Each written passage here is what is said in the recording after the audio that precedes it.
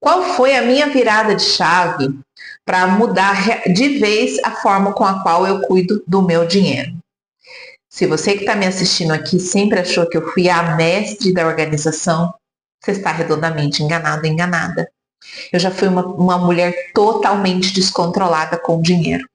Mas aqui eu vou abrir o meu coração para uma coisa que poucos sabem e pouco se fala por aí. Fazer a gestão do dinheiro vai além de técnica. Eu acreditava que eu precisava de mais técnica, mas até que um dia que eu descobri que eu tinha que cuidar da minha cabeça, do meu coração, da minha mente, dos meus pensamentos e das minhas emoções. Porque muitos dos gastos que eu tive, que me levaram a endividamento, foram gastos emocionais. Não foi necessariamente porque eu investi, hoje eu tenho a minha própria empresa, mas até 7 anos atrás eu era CLT, 7, 8 anos atrás, então eu tinha salário fixo. Hoje eu não tenho salário fixo. Rose, mas hoje você não trabalha porque você não tem salário fixo? Não. Se minha mente tivesse da mesma forma que era há anos atrás, eu estaria vivendo o mesmo ciclo. Como empresa, eu já fiz investimentos que não me trouxeram retorno, aí eu tive que correr atrás para poder resolver a questão. Mas trazendo para a vida como pessoa física, muitas vezes, e talvez você vá se identificar, eu busquei preencher vazios com coisas. Eu, inconscientemente, achava que tendo coisas eu seria mais feliz. Eu tinha um guarda-roupa extremamente abarrotado, eu não tinha onde colocar roupa, onde colocar sapato, onde colocar bolsa, onde colocar perfume, onde colocar esmalte, onde colocar acessórios, eu tinha tudo muito.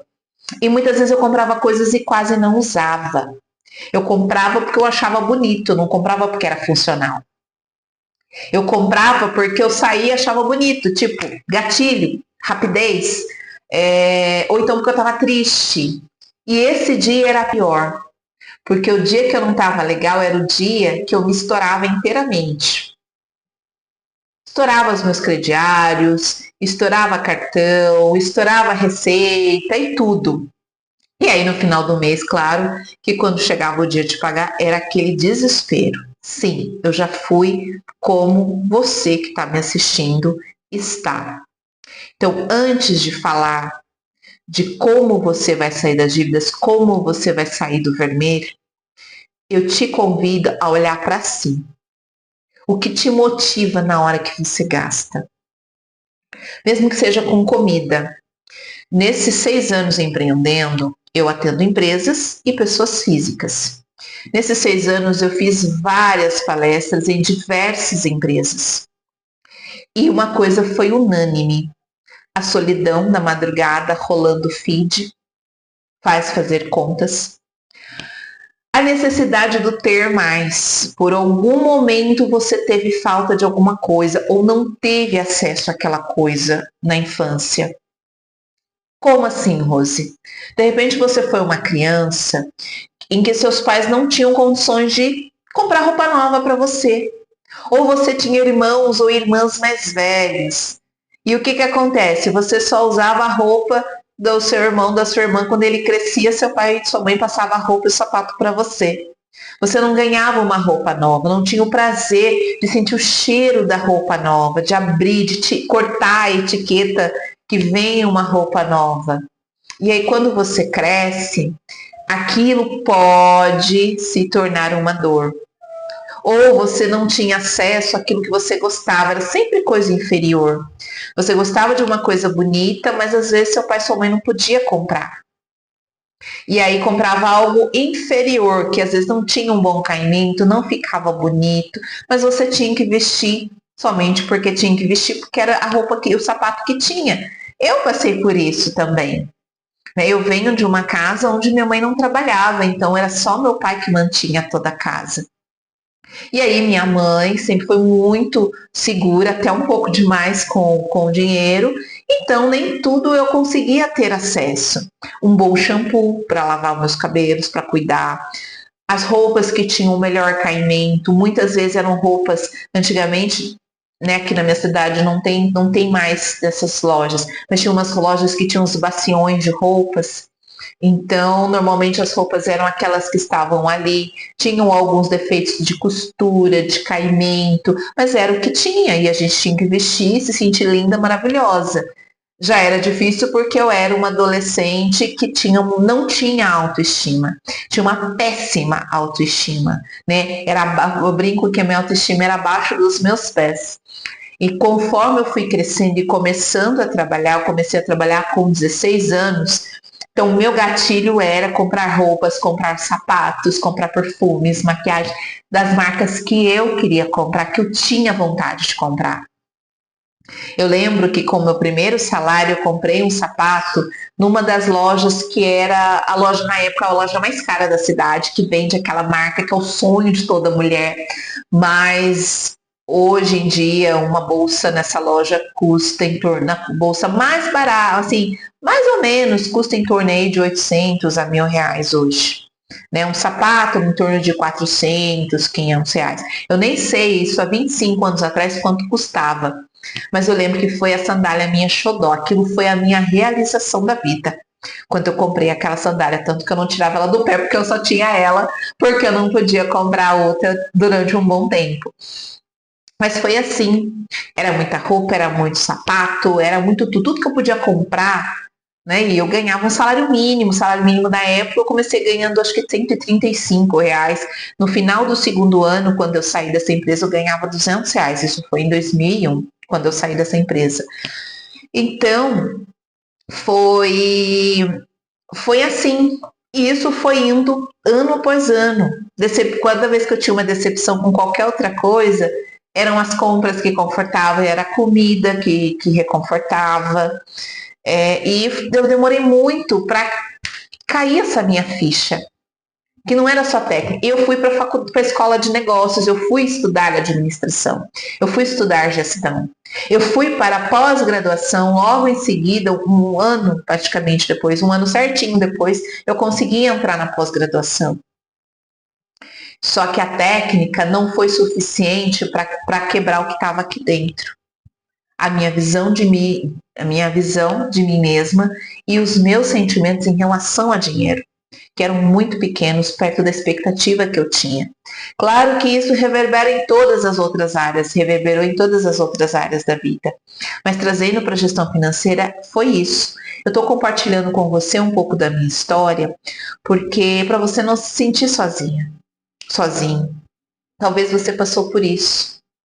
Talvez a sua compulsão alimentar, né, você não consegue parar de comer, seja por alguma falta e isso precisa ser tratado. Eu não sou psicóloga, eu não sou psiquiatra, mas eu oriento que você busque um terapeuta, um psicólogo para te ajudar também. Eu tive essa ajuda e isso foi fundamental para que eu começasse a me conhecer. Eu comecei quando eu tive meu primeiro despertar, há 4 anos atrás, há 4 anos atrás eu já era mentora financeira. Foi aí que começou a minha virada de chave. Eu comecei a ver conteúdos de inteligência emocional e aquilo já começou a mexer comigo, que parecia que todo mundo estava falando para mim. E aí eu comecei a entender que eu precisava me transformar de dentro para fora, não de fora para dentro.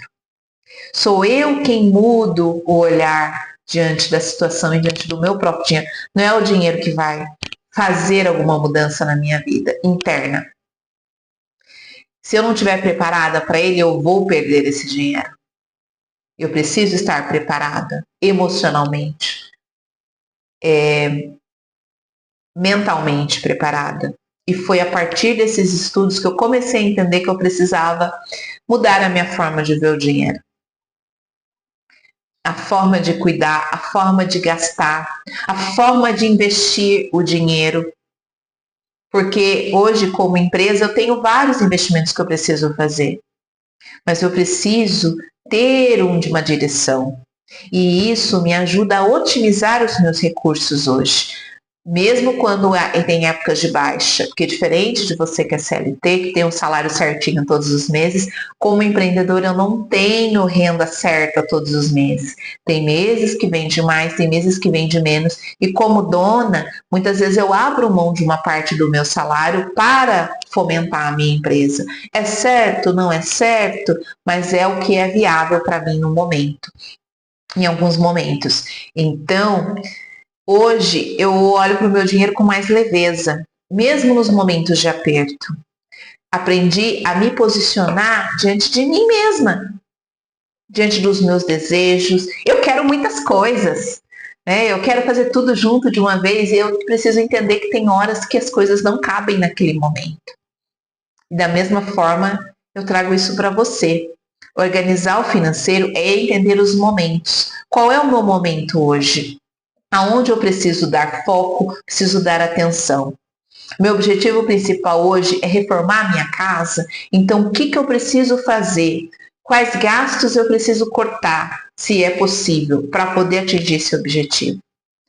Estou endividada, ok. Qual é o plano que eu vou traçar para sair das dívidas? Não é fazendo pagamentos aleatórios que isso não resolve, tá? Já tentei, não deu certo. Eu precisei me organizar por dentro, para olhar as minhas dívidas de outra forma, fazer as pazes comigo mesma por conta das dívidas, porque não é culpa do outro, é responsabilidade minha, responsabilidade. Não traga como culpa, porque culpa vai te tirar do teu objetivo.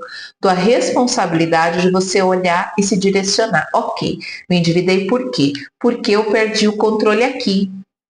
Exagerei no cheque especial, comprei demais, me empolguei numa promoção qualquer, Black Friday tá chegando, tá? Cuidado!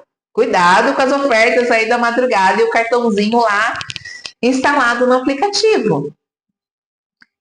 E isso eu vou ensinar no meu curso Finanças Prósperas, que vai ser o nosso curso online. Logo, logo vamos abrir inscrições. Se você quer fazer parte, entre no nosso grupo exclusivo, onde vão ter as melhores condições. O link está aqui embaixo na descrição.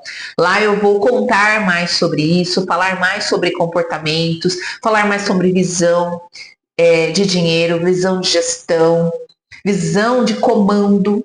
Porque você precisa sim comandar o seu financeiro, se comandar para ter uma melhor gestão financeira e poder sair das dívidas. Foi dessa forma que eu consegui, dia após dia, eliminar dívida após dívida. Não é tudo de uma vez. Da mesma forma que você entrou, você não vai sair do dia para a noite. E entender que isso é um processo de crescimento, é um processo de transformação de dentro para fora, porque a intenção é sair e não voltar mais. Se você sai muito rápido, é rápido sair das dívidas, eu vou lá e faço outra. Não. A intenção é sair e não voltar. Para isso, é preciso viver a dor desse processo. É saber negociar com o fornecedor, com o credor, no teu melhor momento. O credor ligou hoje, você não está bem? Olha, hoje eu não estou bem para conversar. Me ligue um outro dia, por favor. Porque é nessa hora que você não está bem que você fecha os piores acordos. E aí você não sai da dívida porque você não vai conseguir honrar. Eu passei por isso algumas vezes. No dia que eu estava mais estressada, porque a gente trabalha, a gente passa diversas situações no trabalho. Você também trabalha, você sabe disso. Você tem filho, tem marido, tem esposa, tem filho, tem N situações e tem dia que seu dia parece que está virado do avesso. Não é dia de tomar decisão. Então não tome essa decisão. Mas ele estava me impressionando. Simplesmente se posicione. Hoje não é um bom dia para conversarmos. Me ligue tal dia para nós conversarmos. E ponto. Se posicione. Só que você só vai conseguir fazer isso se você estiver se conhecendo muito bem e olhando para si. Fez sentido para você? Compartilhe com aquele seu amigo ou amiga que está endividado e não sabe por onde começar a sair dessa situação. Já curte esse vídeo para que o YouTube mostre para mais pessoas o quanto é relevante cuidar da saúde de mente e de coração para poder sair das dívidas.